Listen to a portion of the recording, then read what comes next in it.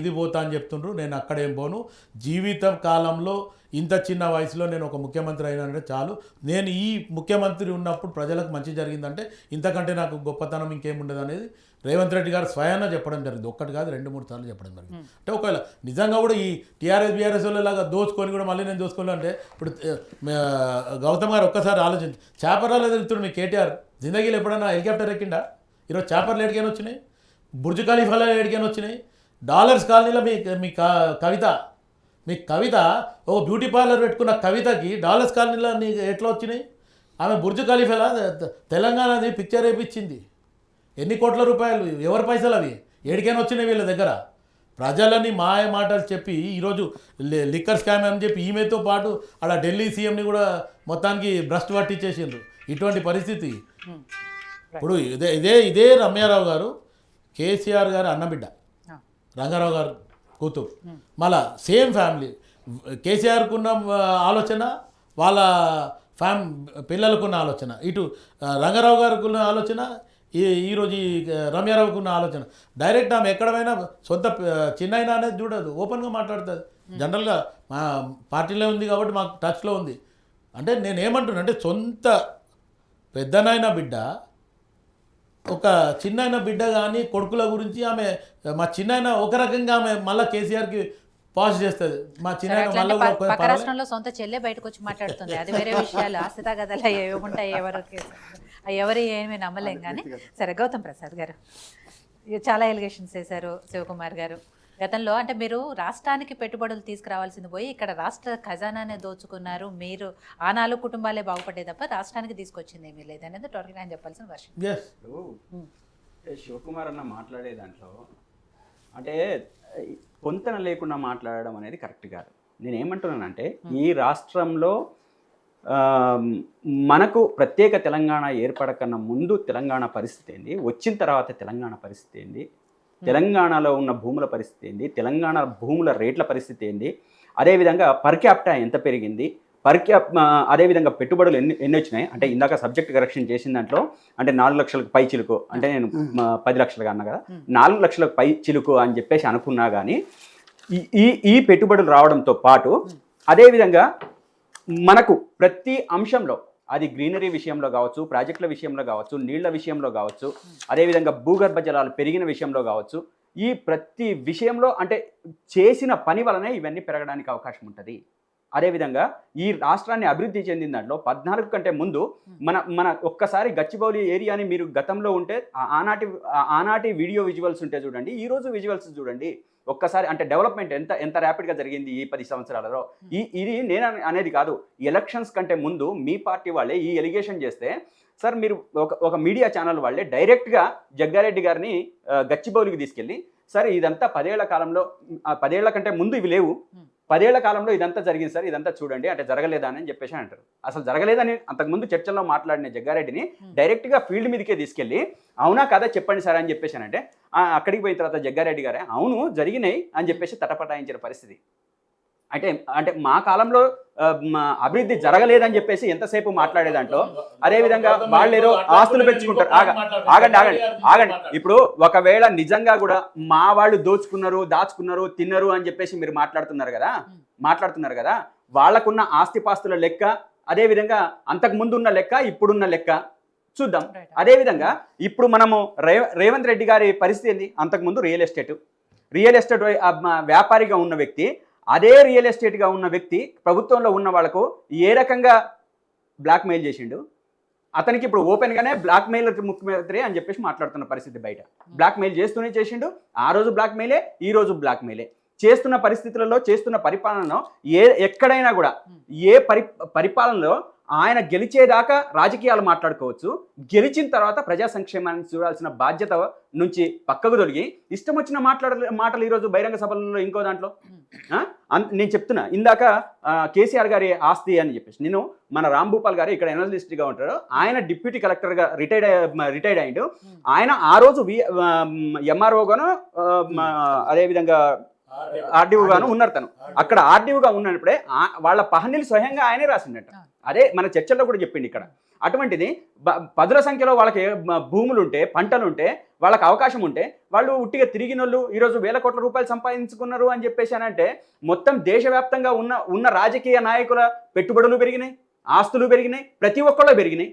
అదేవిధంగా ఈరోజు కేటీఆర్ గారు 1,50,000 రూపాయల ఉద్యోగం చేసినని చెప్పేసి డైరెక్ట్గా తనే చెప్పిండు. అంటే ఎక్కడా కూడా తను ఏదో నిమ్న వర్గం నుంచి వచ్చి లేకపోతే కింద నుంచి ఇచ్చేసి, అదేవిధంగా ఈరోజు విదేశాల్లో జాబ్ చేస్తున్న సందర్భంలో మీరు జాబ్ చేస్తున్న సందర్భంలో భాగాన్ని వదిలిపెట్టుకొని ఈ తెలంగాణ రాష్ట్రానికి వస్తే శివకుమార్ గారు ఓపెన్ గా చెప్పడం జరిగింది ఆన్ రికార్డ్. నేను ఇప్పుడు కూడా వీడియో వినిపిస్తాను. ఫ్లైట్ లో పక్కన కూర్చొని ఉద్యోగం అడగండి. నేను గిట కవిత పెళ్లికి గిట నేను వీసా ఇప్పియకపోయి ఉంటే ఇదే అంట్లు తోముకుంటున్న తారక రామారావు హైదరాబాద్ కూడా రాలేని పరిస్థితి అని చెప్పి నేను ఇప్పుడు శివకుమార్ గారు హోటల్ పెట్టిరండి. ఆ హోటల్లో మా కేటీఆర్ గారు పనిచేసి అంట్లు దుమ్ముతున్నారు. రెస్టారెంట్ పెద్ద రెస్టారెంట్ 5 స్టార్ హోటల్. ఆ హోటల్లో మా రామారావు గారు ఏం చేసిరంటే, సార్ దయచేసి మీకు దండం పెడతా సార్, కొంచెం ఒక ఉద్యోగం ఏంటి అని చెప్పేసి అంట్లు కడిగారు. అంట్లు కడిగితే పాపం తను దయదడిచి మా మీద అసలు కేసీఆర్ ఫ్యామిలీ మీద దయదలిచి అంట్లు దోమే లేకపోతే వాళ్ళు అడుగు తినేవాళ్ళు పాపం. ఈ రోజు కూడా రోడ్డు మీదే ఉండేవాళ్ళు, చిరిగిన బట్టలతోని తెగిన చెప్పులతోని వాళ్ళ బతుకంత ఆగమైపోయేది. వాళ్ళకి ఒక భిక్ష పెట్టినట్టు మాట్లాడితే ఏమన్నా అర్థం ఉందా?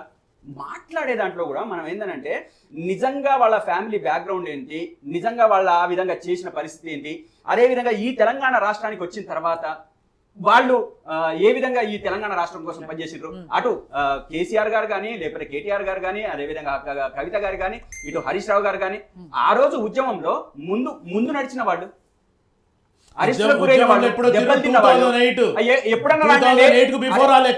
సార్ మేము 2010 లో వచ్చినాం. మేము ఉద్యమకారులం కాదా? మేము ఉద్యమకారులం కాదా?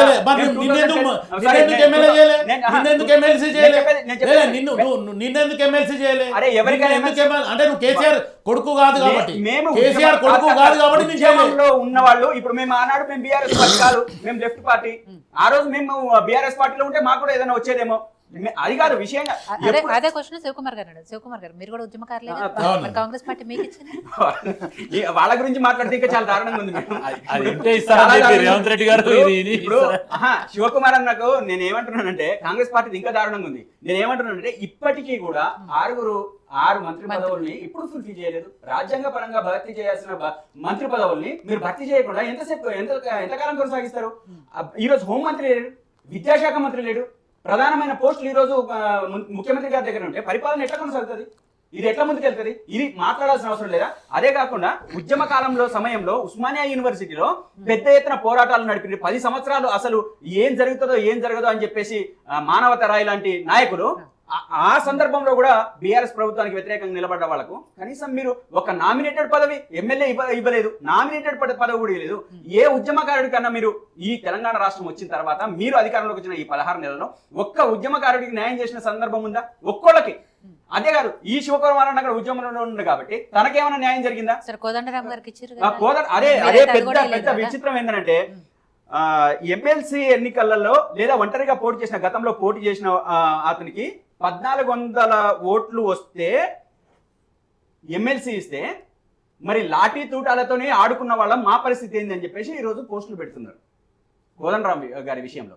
అంటే ఆయన సొంత పార్టీకి 1400 ఓట్లు టోటల్ గా అన్ని చోట్ల ప్రయత్నం చేస్తే 1400 ఓట్లు వచ్చినాయట. ఆ 1400 ఓట్లు వచ్చిన వాళ్ళకే ఎమ్మెల్సీ పదవి ఇస్తే మేమేం కావాలి మరి అని చెప్పేసి ఇప్పుడు ఓపెన్ గానే వాళ్ళ పార్టీ వాళ్ళే ఇప్పుడు సోషల్ మీడియాలో మాట్లాడుతున్నారు. అంటే ఇంత దారుణంగా ఉంది. ఇప్పుడు 250 గజాల ప్లాట్ ఇస్తున్నారు కదా, 250 గజాల స్థలం ఇస్తున్నారు కదా. ఇప్పుడు ఉద్యమకారులకు 250 గజాల ఇస్తానన్నారు. ఉద్యమకారులు ఎవరు? ఎంతమంది ఉన్నారు? కొన్ని లక్షల మంది పాల్గొన్నారు మేడం. సరే జైళ్ళకి వెళ్ళి కేసులు ఉన్న వాళ్ళు కొంత 10 రోజులు 15 రోజులు వారం రోజులు ఉన్న వాళ్ళకన్నా లిస్ట్ అవుట్ చేసి రానంటే వినండి లిస్ట్ అవుట్ చేసి రానంటే మీరు మల్యాష్కి గారు చెప్పారు అంటే మస్తు చెప్తారు. మల్యాష్కి గారు ఏ పార్టీలో ఉన్నారు? మీ పార్టీలో ఆయన పక్క పార్టీ చాలా చెప్తారు. చెప్పిండు లైవ్ లో ఉండి కూడా మీరు కేటీఆర్ కి ఫోన్ చేయండి, తారక రామారావు అవన్నీ కాదే. నేను అదే అంటలేను.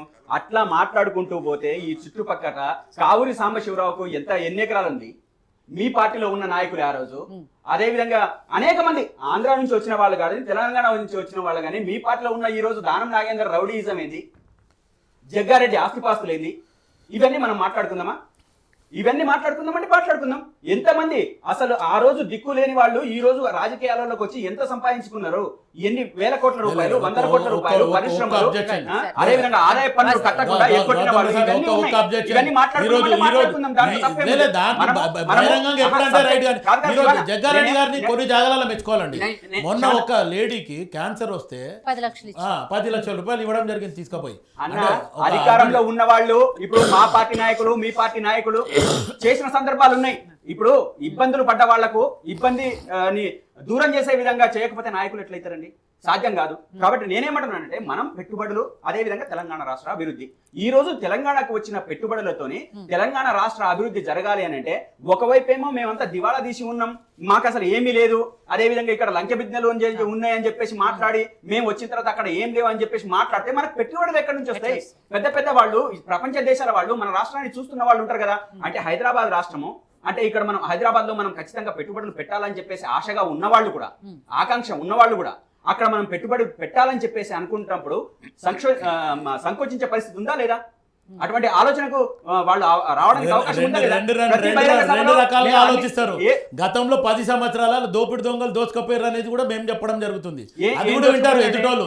ఎక్కడి నుంచి జరిగింది? ఇప్పుడు నేనేమంటున్నాను మేడం, ఇదే కాంగ్రెస్ పార్టీ ఆ రోజు అధికారంలో రాకన్నా ముందు వీళ్ళ అవినీతి భాండాగారాన్ని అంతా బయట పెడతామని చెప్పేసి మాట్లాడిన జంగయ్య సార్, మాట్లాడిన వాళ్ళు ఈ రోజు ఎన్ని బయట తీసిండ్రు చెప్పండి, తీయండి. ఇప్పుడు